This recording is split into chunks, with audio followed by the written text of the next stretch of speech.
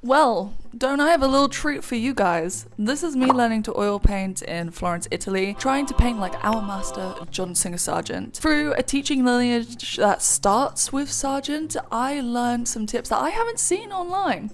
So I thought in today's video, we can just go through 7 of those tips. They range from tips that will help you just to oil paint, and others are more leaning towards Sargent's style if you're interested in that, like I obviously was, and am still. Either way, that's what we're going to be getting into in this video, and let me just dump some information on you. Before we get started, hi, I'm Sam. I'm an oil painting artist, and I went to Florence for a month to learn to oil paint. These are the portraits that I made whilst I was out in Florence, and here are the techniques that I learned. Alrighty, tip number 1, charge the brush. Before your brush even touches the paint, you should charge your brush. The goal of this is to make your paintbrushes glide rather than be scratchy. So all you need to do is get your paintbrush and dip it in turpentine, wipe it off. Then dip it in linseed oil or your chosen medium, wipe it off again. Then you can scoop up that paint and put it on your canvas.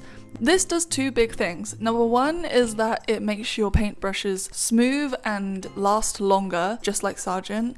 And the other is that it stops the brush strokes being patchy and scratchy and horrible to work with when you're first starting out on that painting. So make sure to charge your brushes. Tip number 2 is to kill the canvas. This is one of my favorite tips, and if you haven't seen it already, go over to my video where I paint my brother and I go through killing the canvas on that video as well. But killing the canvas is pretty much getting rid of all of that white in your first session.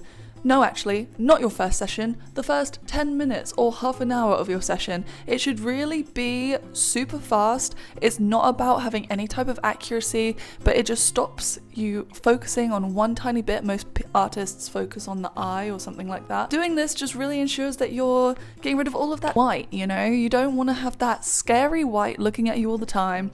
So get to that canvas, kill it, cover it with colour, get the proportions somewhat where you want it, and then create the form on the canvas from there. Killing the canvas is a great way just to get rid of that intimidating white and start the painting immediately. Tip number 3, the Zorn palette. Titanium white, ivory black, vermilion red, and yellow ochre. That's it. This palette forces harmony. No matter what colors you put together, they are unified, and it creates such a natural appearance on the canvas. The surprising part though is that blue is not a part of it. Yes, you can use ultramarine blue for certain aspects of the painting, but when it comes to the life form, the human being in your portrait, blue shouldn't be there. You should be using those 4 colors to mix everything you need for that person. That also includes if your person in the portrait has blue eyes. Do not pick up that blue paint. You should be mixing white and black because the ivory black has a bit of blue in it. So these limitations are actually what make it really freeing to paint, and it makes sure that your portrait relates to each other and that the colors really work in harmony together. I recommend giving it a go. If you're feeling skeptical, just give it a go and just see what happens.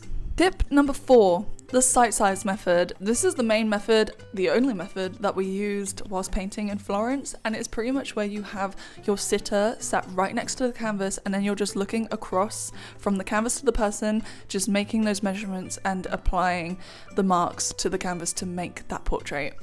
This is a really pivotal method, and it's something that I'd never done before or taken that seriously, but it does truly work. If you want to see me doing the sight size method, once again, I do that in my video where I am painting my brother. So click up here so you can see that video and you see me fully set up everything and get started. So really recommend, if you're interested in doing sight size method, check out that video. Tip number 5 really links to the sight size method because these are the tools that you need to use when doing the sight size method.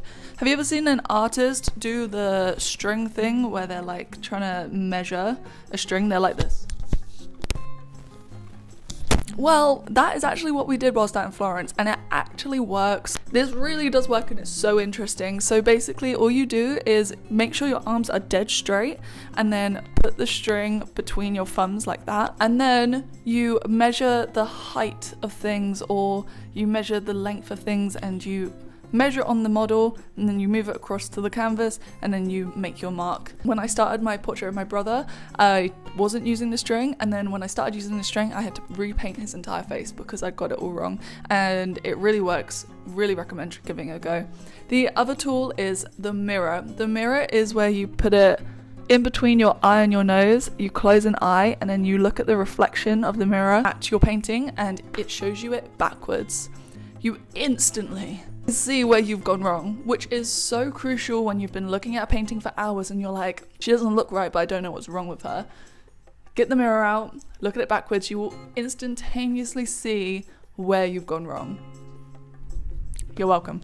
Tip number 6 is really interesting. This is one of the tips that's more just leaning towards general oil painting practice, and I never knew this, and I can't believe I never knew this. It is oiling out.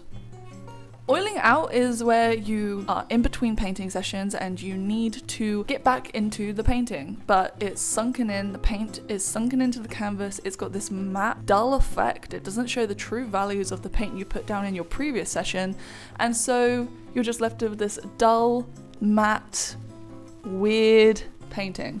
Oiling out is the solution. So basically oiling out is where you get a clean brush and you dip it in your linseed oil or medium of choice, and you just really roughly rub it all over the canvas. And so what this does is it means when you put new paint on, it's really smooth, and with the charged brush as well, it is a gorgeous mixture. You're instantly painting on a really wet, nice surface, and it also makes the colors more vivid again, so you aren't trying to correct yourself thinking, oh, that skin tone actually looks really grey and dull, because once you've oiled out, you'll see that it wasn't grey and dull, it was just sunken in. Then you can work on the true values that were on the canvas rather than thinking that you have to correct the grey color tones and everything like that.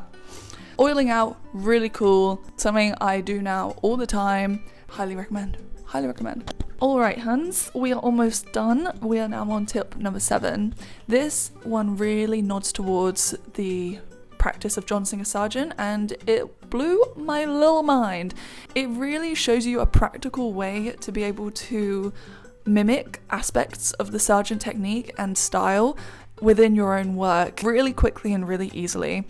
So the technique is when you finish painting and you're done for the day, you're about to pack up, before you move away from the canvas, blend the edges, blend everything. When you're looking at portraits especially, blend everything. And what we're doing with this is not only mimicking Sargent's technique, but we are mimicking how your eye naturally sees things. What do I mean by this? When your eye is looking at something, it is only looking in fine detail some aspects of its field of vision.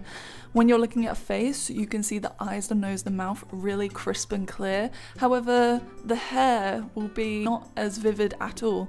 The shoulder will not be as crisp as the eye will be. So by blending the edges, and with each layer of paint, each session of painting that you do, you're blending less and less edges around the facial area.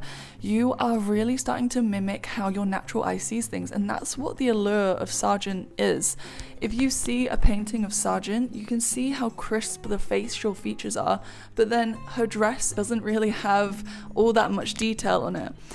And that is mainly because of blending those edges. The other reason why blending edges is great too is it prevents you from having really harsh marks dry. So blending edges can just really help get rid of harsh lines, make it easier to paint on top of for your next session, and gives you this really simple way to mimic how your natural eye sees things, which is some of the allure for the Sargent paintings that we see and love. So blend your edges, let me know how that goes in the comments if you do give it a go, because I really love that one and that one really blew my mind. So these are 7 lessons/tips that I learned from my time painting in Florence. I really hope that you enjoyed this video and that sharing this knowledge has given you some aspects you can take away with you for your own painting. And if you do give any of these tips a go, let me know in the comments so I know which ones you really enjoyed. Maybe I can make videos deep diving into some of these tips as well to give you more detail on how they work. But either way, I really hope you enjoyed today. Like and subscribe, and I will see you in the next one. Bye!